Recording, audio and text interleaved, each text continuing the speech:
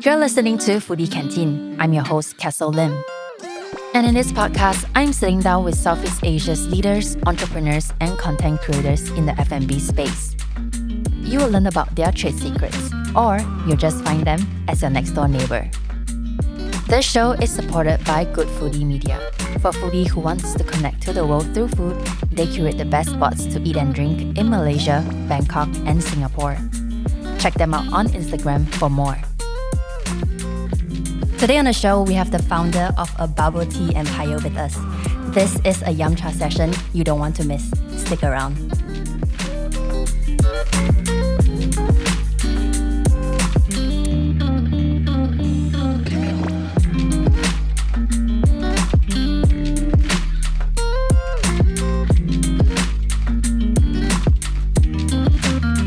Hey Bryan, welcome to the show.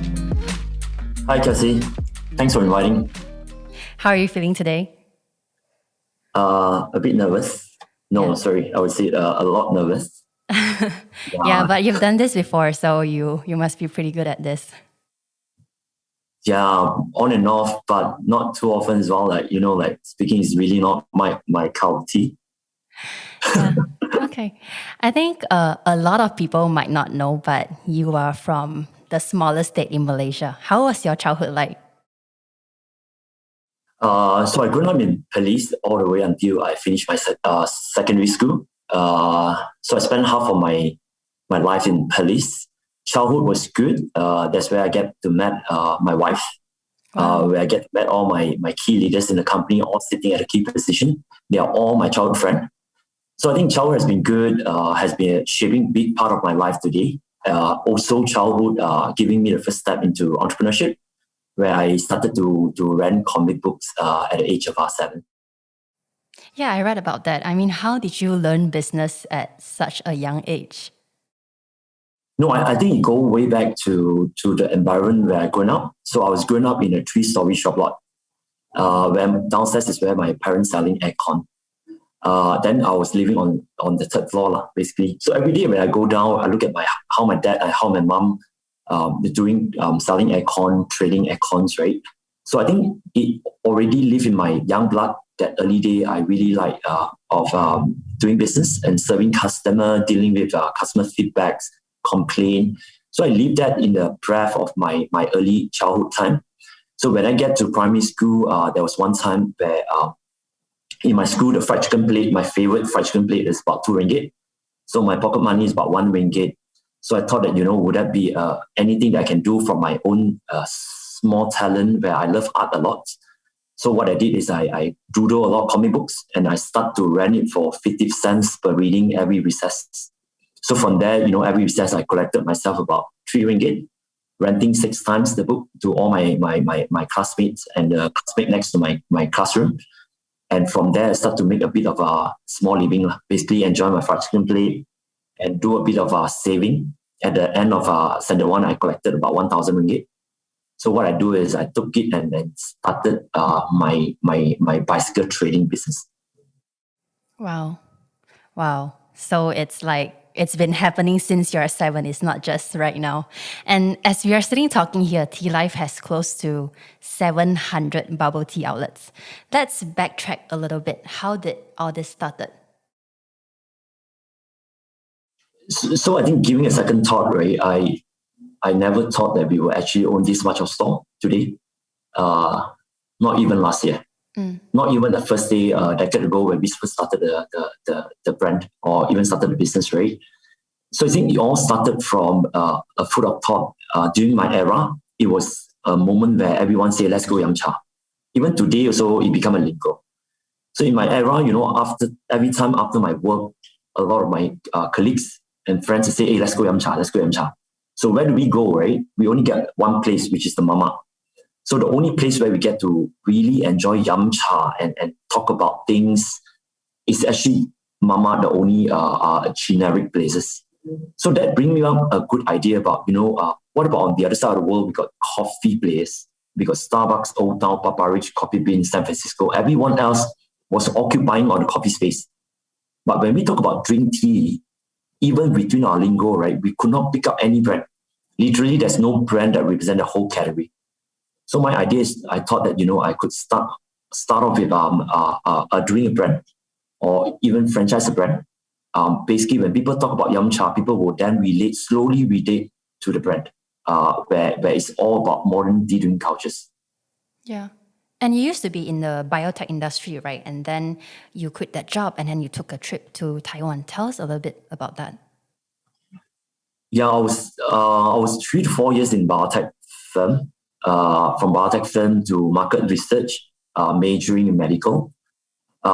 It was a 4 years career when I decided that I want to move on and to create my own career.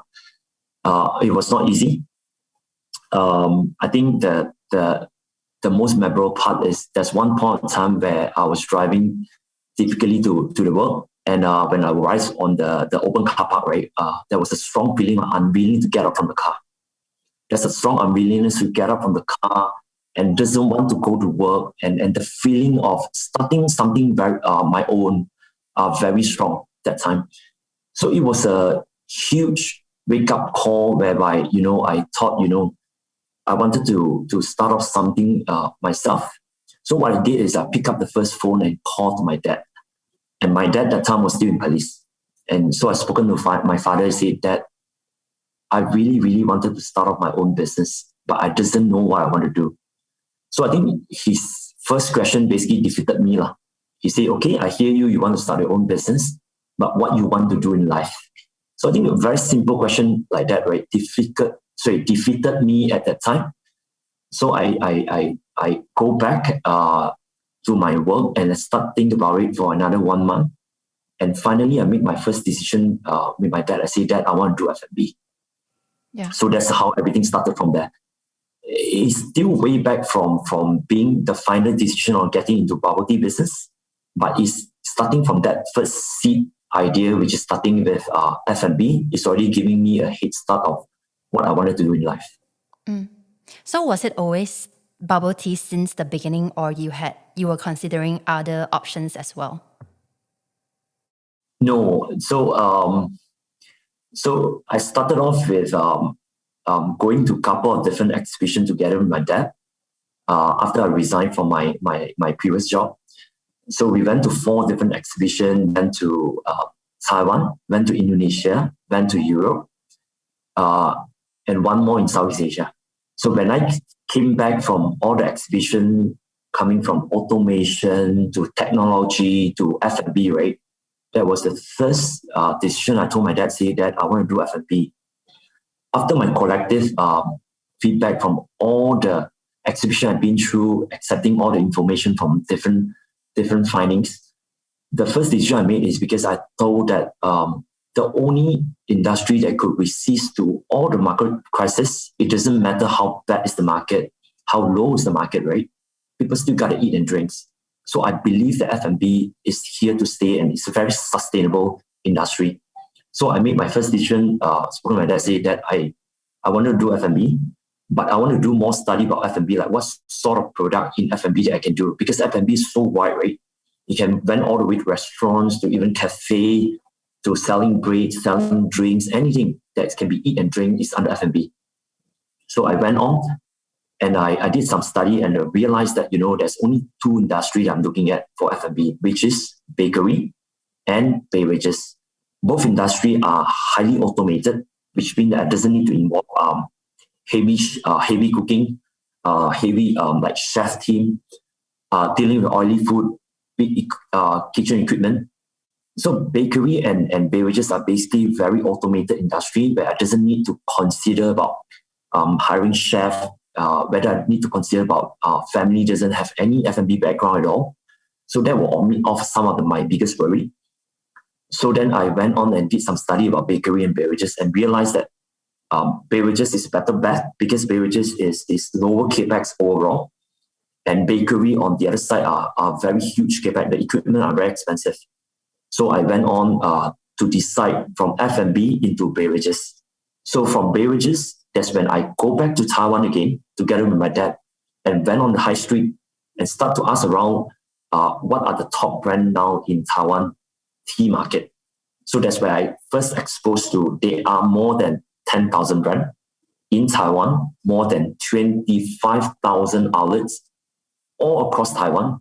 So that is a big wake-up call and big realization to me is, why would this modern tea drink culture not being present in Malaysia? But when you look at the other side of Taiwan, right, we have tea shop at every single row of shop. Which means at every corner you take, you have a couple of 4, 5 more different bubble tea brands. So I think bubble tea is everywhere into people's lifestyles. So I think that is giving me a huge idea and realizations that it could be something that sort of that level that happening in Malaysia, where Malaysia could develop the real modern tea drinking experience by first starting off with the brand in the market. So you were 24 years old when you got the Malaysian franchise for Chatime. How did you manage to do that at such a young age? No, I didn't manage to do that. I think I'm very grateful that I have a very supportive parents. They raised the first 250,000 as a seed fund for me. So that's where I took the money and started my first Chatime outlet in Pavilion. Yeah. So most of us have actually read about the Chatime versus Tealive court case back in 2017. But in your own words, tell us that story. What happened? So I think we went on a very, very difficult journey that time. If you may know that, we started off Chatime being the first regional market out of Taiwan.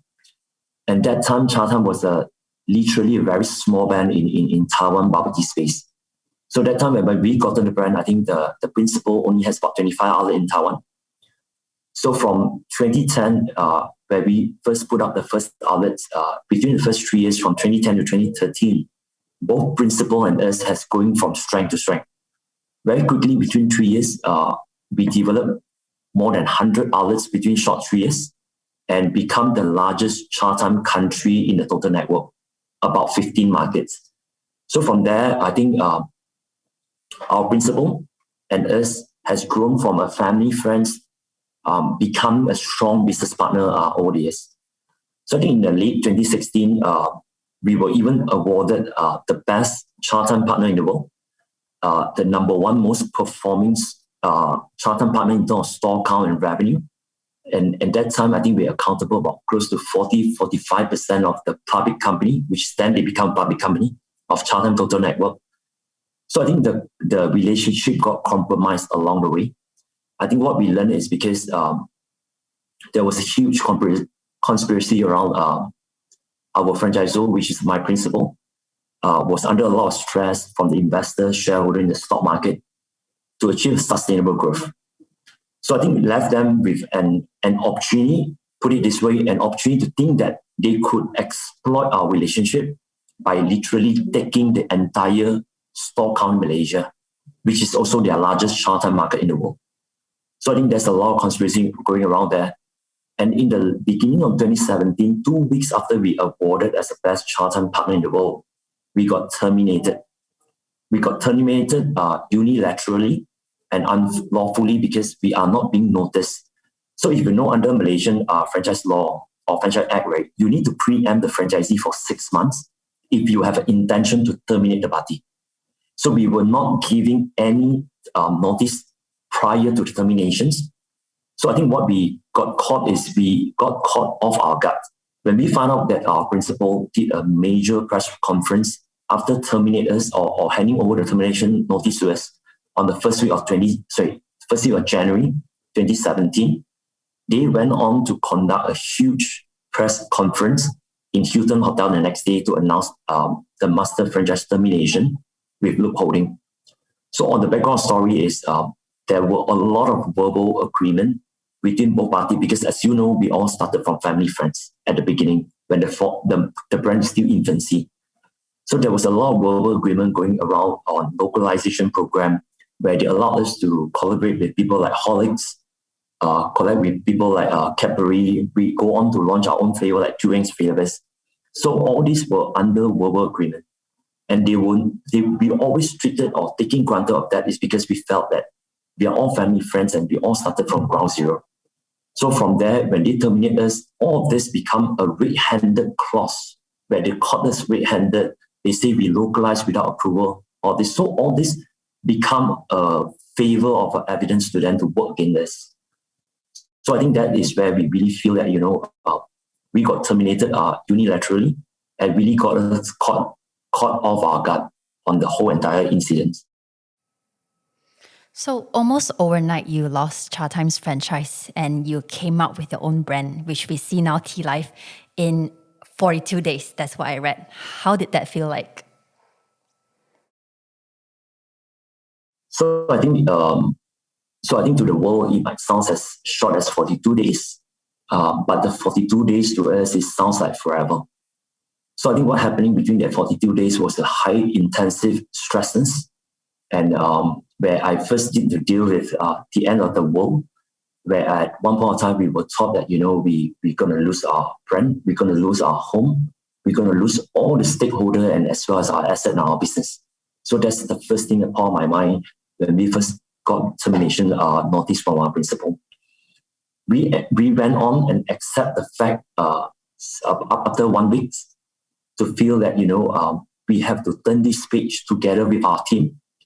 Because when you strip off something or when you strip off anything from us, what truly shaped the brand is the people behind the brand, which is the soul and the spirit of the brand. So we went on and accept the fact that it was a unilateral termination coming from our principal, and we will have to work together with our people to really turn the page.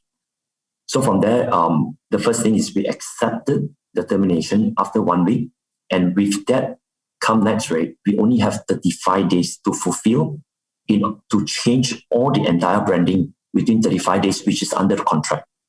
So we went on and pursue a highly aggressive and intensive rebranding exercise, bridging our entire supply chain from Taiwan, looking out for new supply chain, which we have never done that before, because we usually get 100% supply coming from our principal.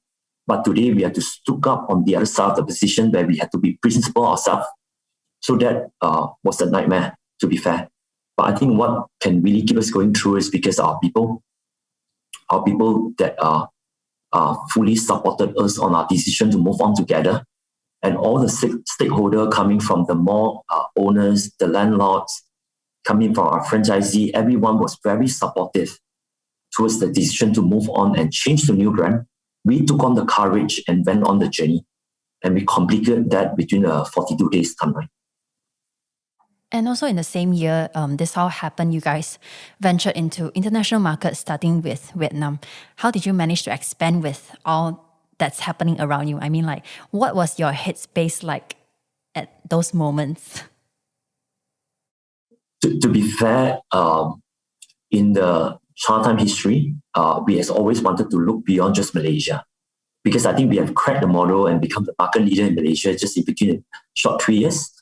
So on the 4th year, 5th year, and 6th years, we always been in talk with our principal to say, would there be a chance to trigger Singapore market, a chance to trigger Thailand market, or any Southeast Asian market, and we always get rejected.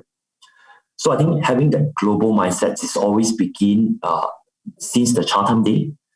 So I think when we rebranded, the first thing that popped up my mind is I want to make Tealive brand a global brand that's original from Malaysia.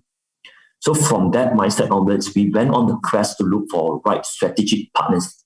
So I think we are lucky enough, just after our rebranding, that we garnered a lot of our media attention at that time. There was a lot of huge international interest that wanted to franchise Tealive. So I think Vietnam being one of the most prominent one, giving the populations was big enough, giving the local partners was very strategic. So that's why we decided to move on the market very quickly. So what's your secret to scaling so quickly? Because as I know, between the 1 to 7 years, you guys had 166 outlets. And then the next 3 years, you grew from 166 to 525 stores. Would you say there are some factors that you really follow through to make this happen? I think first credit goes 110% to the team. I think without the team, even the greatest idea couldn't take to execution. So I think I owe it to the team because I think the team are super dedicated. And I think that's where the reason why we're able to rebrand it successfully that time. So we went on a very aggressive expansion mode, but not blindly. put it to fact, not blindly expanding, because I think we always go around our number one mission. Our number one mission, which is to build the modern tea drinking cultures everywhere we planted our stores, one neighborhood, one community, and one country at a time.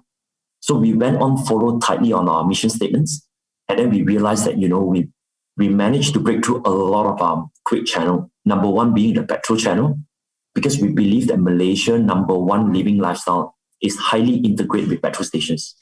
So it doesn't mean that, Malaysia go to the mall every week or every 2 weeks, right? But Malaysians go to petrol station at least 1 or twice a week.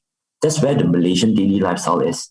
So we've been talking to ourselves that, if we can crack the model in petrol stations, and Malaysia, given the fact that we have a huge petrol station network, which is 3,400 petrol stations across 5 brands, if we can crack the model, we can crack the Malaysian lifestyle.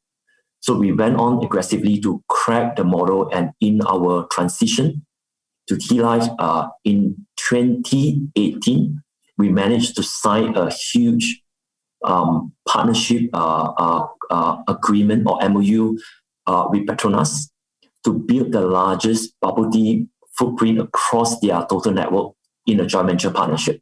So I think that's where we really crack the model and start expanding very quickly, multiple channel from suburban to rural area, whereby before that our previous life is always in the mall, in the urban city or suburban. But eventually, after the transition, we go to multiple format transportation hub, LRT, MRT station, petrol stations, drive-through, and then we evolve very quickly into small town in the bigger format.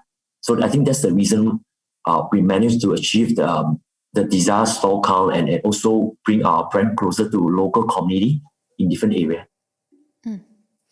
And unlike coffee, bubble tea is not a need yet, but rather it's a trend in this social media aesthetics-driven era. Whatever I eat and drink, I want to post on Instagram, Facebook. My question is, how do you transform this trend into a need? Yeah.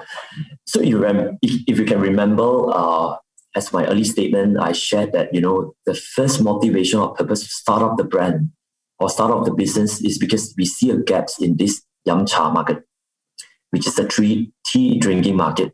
It's just unfortunate enough in that era, there wasn't a brand to represent the whole entire category. So I think what we managed to do and keep strictly to our own mindset is we are never wanted to be a trend. We are always building a culture building mindset, which means that every store that we put out on the ground is to cultivate the modern tea drinking cultures everywhere we planted our stores. So that is giving us a neck-to-neck comparison to a drinking habit to coffee drinkers. For instance, coffee drinkers occupy the entire morning segment. But after the morning day part, right, what do people drink? People drink tea most of the time. So tea consumption can go as long as from the noon segment all the way until around the clock towards the night. So when we look at our segments, we realize that, we are fortunate enough to occupy people's share of throat from the entire day part. After the morning coffee consumption, we become the functional drinks, we become the indulgent at the later day part as well. So I think that keeps our business model to be vibrant. And also on top of that is we always believe that, our tagline, always more than just tea, is believing that we build a family-oriented menu. So everyone that loves all kinds of drinks will come to our Tealive stores to look at the menu and able to find one of their favorite drinks in the menu. So to build a family-oriented menu is very crucial to us. And today, I think it turned out to be the greatest strategy we ever built for the brand.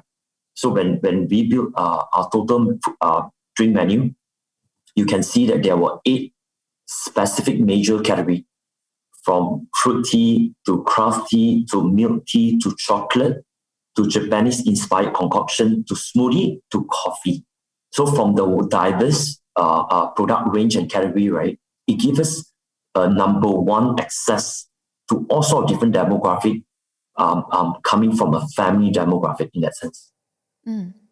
Yeah, I mean, like you said, Tealive has a good menu that appeals to a wide market. It's very family friendly. What's your take on the best method to engineer the menu and pricing? So I must say that we wasn't start off our menu a decade ago in a family driven menu. So that time we are very milk tea focused and very bubble tea focused. Today we went on from used to be 60 over percent drinks that associate with the pearl. Today, when you look at the total menu, right, it's only 15% of the drinks which included the pearl. So we have slowly moved ourselves away from a bubble tea drinker to a lifestyle tea player. So I think that the aspiration is eventually to become the largest drink operator in that region that allows us to occupy all the markets that cater all the drinking needs, catering for all different demographic and age group in terms of their drinking needs, to move people from drinking ready to drink into made to order. So when you look at our segment, we call made to order, which means that people get to customize their drinks. I want less sugar, more toppings, no ice. So we want to move people from going to the 7-Eleven convenience store and start picking up the canned drink, for instance, soft drinks, from spending soft drinks to going into our stores to start customizing a drinks that brew in front of them. So it's a conversion from people in RTD into made to order segment. That's how we look at the overall transition. I mean, right now, so far, there are 4 waves in the bubble tea market. Do you want to tell us, like, what's the next wave and how is Tealive, like, watching out for this wave and just riding on it and being sensitive to the trend? So I think the number one duty for being a market leader is has to be highly resourceful and sensitive about the global drinking trend. So the global drinking trend today has nothing to do away from plant-based. Even the eating habits are skilling towards plant-based product, plant-based meat, plant-based sort of ingredients. So plant-based become a huge global eating and drinking habits. So what we did is at the last year, we actually signed up with Minor Figure, which is the largest oatmeal milk suppliers in the world, in UK, to get the huge master rights or distributor rights to use the plant-based milk across our menu. So I think what we did is we want to keep ourselves to be highly resourceful and sensitive about all the global drinking trends that will kick into this part of the world, and we will be the first to capitalize on that. So I think that's where we're looking at plant-based being a huge part of our global drinking trend going forward. And right now, Tealive is also in markets in the UK and Australia. How do you create an Eastern brand that also appeals to the Western market? So I think it all doesn't steal away from our mission statements, which is to bring joy to people's life through tea. So I think the mission statement was developed when we started Tealive, is to build a very high level and compelling mission statements that allows us to operate in all the markets that we are in. So when we mean by bringing joy to people's life through tea, which means that everything we do from menu creations, store building, customer service training, or to SOP building, right, is all surrounding how do we build joy to people's life through a cup that we serve. So I think that's from there we become clearer. Our missions in all the markets are highly cohesive. So every market we're going in, we want to look around the strategy that we bring joy to people's life through the cup that we serve to them. So I think it's not so much about building a bubble tea brand that relevant to the local markets, but how do we build a brand that has a highly compelling mission statements that could be relevant for all the different races and all the different nationality across different geographical. And apart from Tealive, you have other brands as well. What are the 3 deciding factors that make you want to venture into other brands?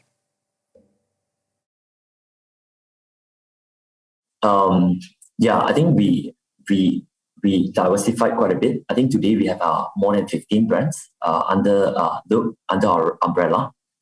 The deciding factor are very clear. So number 1, it has to be fast-moving products, mass market pricing. That's number 1. Number 2, it has to be usually automated, as I mentioned, or semi-automated or simpler operating process.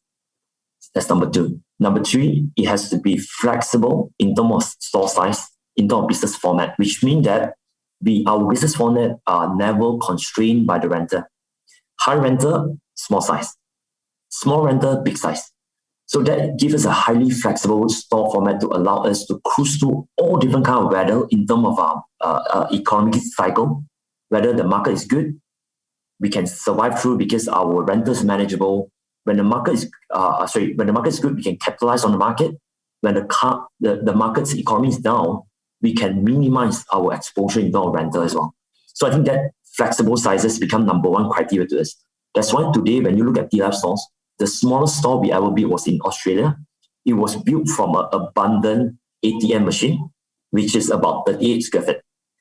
Extremely small. That's the smallest store we ever built in our history, to the largest store, which is 4,500 square feet, drive-through in Malaysia. Any size between 38 square feet to 4,500 square feet, we can put up the outlets.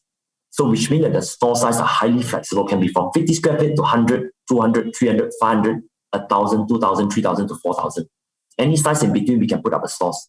So I think that gives us a headroom of building a very sustainable business format that can cruise through all different kind of economic cycle. Yeah. And on top of that, I adding the last factor, which is relevant to the new normal right now, is any product that we're going to bring into our portfolio, right? It has got to be a delivery-friendly product.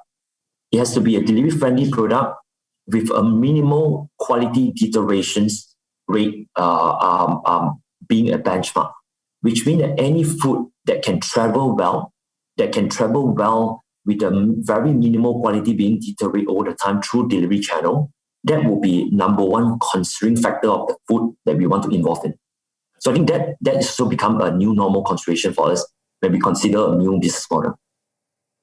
And just last month, we are recording now in July, and in June of 2021, Tealive sold a 30% stake to Creador. Can you tell us a little bit more about that deal? How did it come about? So I think we know, very little people know that we knew Creador a long time ago. Our first engagement with them was 2014. Our second engagement with them was 2017. And our latest engagement with them was 2020. So Creador, I must say that they are no stranger to bubble tea business in this region. And definitely we have built a very good relationship with them since they know us, being the founder, very well, from our Chatime days all the way to Tealive days. So they have been keeping very closely monitor on our progress as the management level, as well as the business model level. We come back together where we decided to postpone our IPO last year because we don't know what to expect in this pandemic period. So we postponed our IPO with the outlook that we wanted to reignite the plan sometime this year. So that's where we got approached by Creador that time in 2020. And we thought that it was a perfect timing because we need a strategic partners to crack our OC model. We need a strategic partners to really help us to build the largest Southeast Asia drink operator vision. So I think we saw a great value in Creador because they have a lot of investee company in this region, and they have a huge offices in Philippines, Indonesia. Those are the great value added being a strategic partner for us. Not so much of financial support, but more so of resource partners where they can give us a great market entry strategy for some of the biggest Southeast Asia country which we wanted to penetrate with our own resources. Yeah. What would you say are some things you have learned in this last decade? The only thing that I can reflect on my own journey is I always feel that entrepreneurship is like a marathon. And the key of the victory is really on the pace of the journey. So what I meant by pace of the journey is we technically never slow down and we never sprint. Because when you sprint, it will exhaust you very quickly. So when you slow down, it will hinder you away from all the opportunity that arise in between of the journey. So I think what I learned is always keeping a right pace being an entrepreneur, because it will get you access to opportunity very quickly and also get you to stop when you see or to slow down when you met any hurdle along the way. So I think keeping the right pace in this journey is really a key recipe of us able to build that sustainable journey for the past 10 years and still not losing our steam. And what do you think are some solid advices you want to give to young entrepreneurs who are starting out? I always has got a dream, and I always thought that, if I get a platform to share about this, and I always will do that, is because I wanted to share with a lot of aspiring entrepreneurs out there, right, that Tealive story is is a true story of young kids who grown up in an average family background in the smaller states in the whole Malaysia and went on to pursue his own dream and capitalize and go through all the up and downs and still able to achieve where he is today. So I think it's a very typical entrepreneurship or very typical dream. That is not rocket science, that is not the smartest kids in school, but has got the courage and conviction to follow the dream closely and really make it happen. So I think that's a story that I really wanted to share with all the aspiring or even budding entrepreneur out there, that, don't look down on yourself, because you never know your full potential. Yeah. Wow, Bryan, thank you so much for coming on the show today and sharing your story. I'm learning a lot and I'm very inspired, and it's so many good stuff. Thank you, Cassie. Yeah, very, very humble. What an honor to host you, and we wish you all the best and take care. Thank you, Cassie. Thanks. Thank you. You have just listened to Foodie Canteen. Special thanks to Bryan Loo for sharing his story. The show is produced by me, your host, Castle Lim, and co-written by Mei Rui Kwa. Foodie Canteen podcast is made possible by the excellent team at Good Foodie Media. Check us out on Instagram and Facebook at Foodie Canteen for more. Follow us for brand new episodes every Friday. Thanks for listening.